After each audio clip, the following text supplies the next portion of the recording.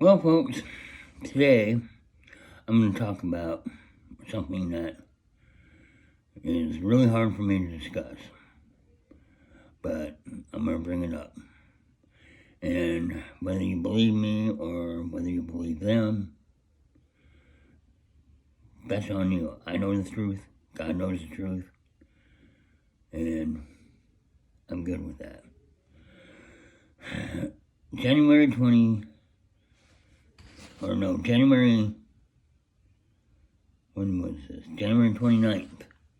1995.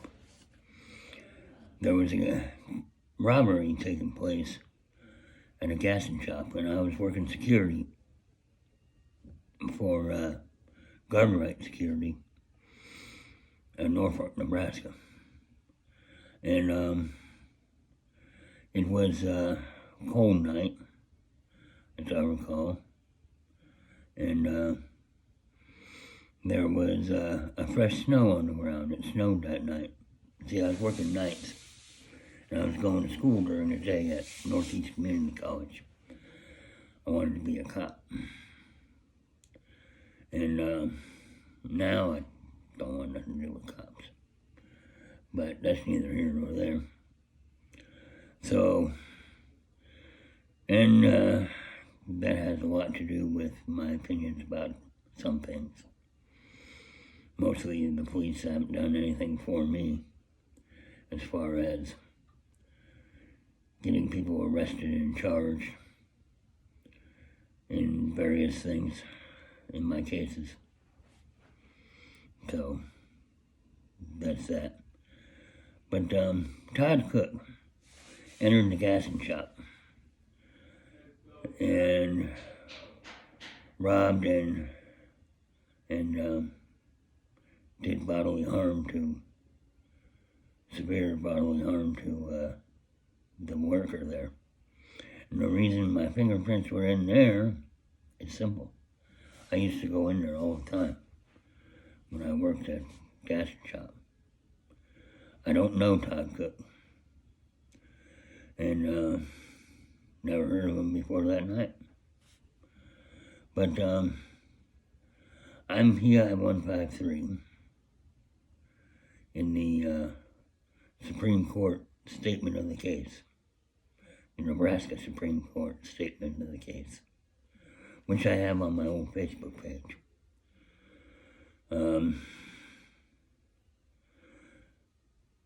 I had told one of the officers that he must have left on foot because there had been a fresh snow.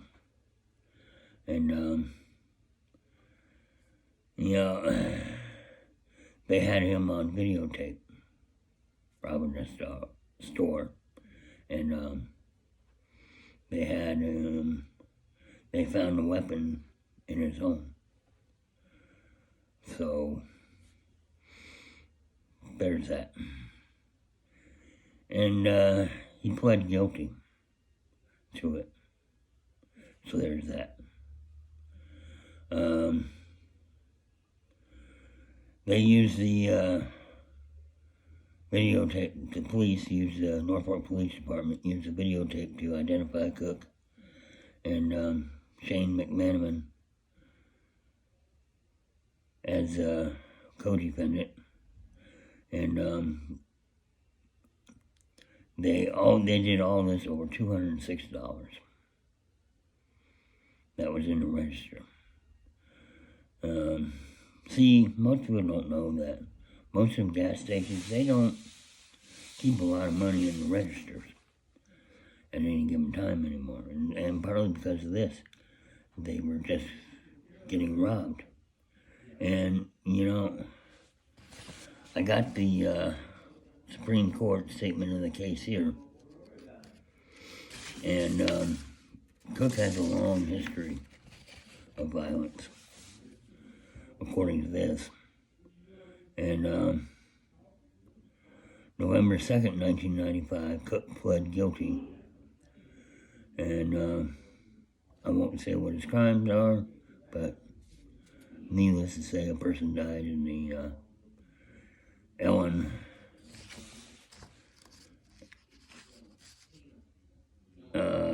trying to find her name. She's the one that was deceased when she came into the ER at Lutheran Hospital in Norfolk, Nebraska.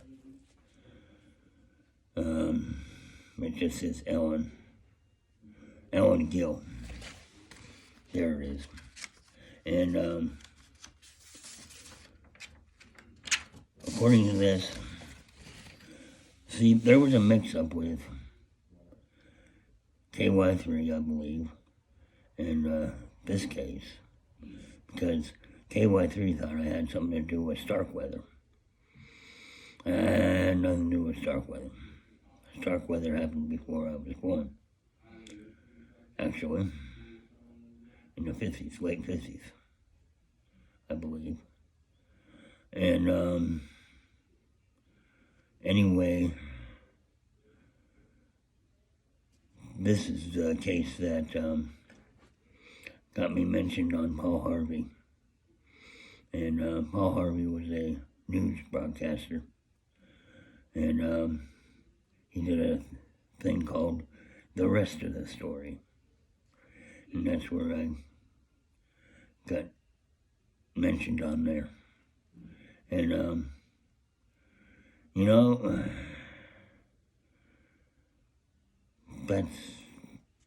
I don't really know why I got mentioned on there, other than I know they knew their security officer was working over there at the hospital, so they didn't come over to the hospital, because I was visible. See, I drove around the hospital grounds and walked around the hospital grounds and all that. And so there's that. And yeah, I knew Ellen a little bit, just as a customer, regular customer. And that's that.